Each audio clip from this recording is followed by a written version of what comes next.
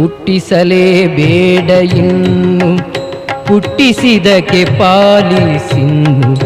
ಹುಟ್ಟಿಸಲೇಬೇಡ ಇನ್ನು, ಹುಟ್ಟಿಸಿದಕ್ಕೆ ಪಾಲಿಸಿನ್ನು.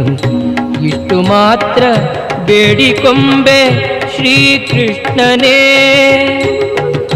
ಸತ್ಯವಾದ ನಾಮಗಳನ್ನು ನಿತ್ಯದಲ್ಲಿ ಪಠಿಸುವರಿಗೆ ಅರ್ತಿಯಿಂದ ಸಲಹುತ್ತಿರುವ ಕರ್ತೃಕೇಶವ. ಮರೆಯದಲೇ ಹರಿಯ ನಾಮ ಬರೆದು ಓದಿ ಪೇಳುವರಿಗೆ ಕರೆದು ಮುಕ್ತಿ ಕೊಡುವ ನೆಲೆಯಾದಿ ಕೇಶವ.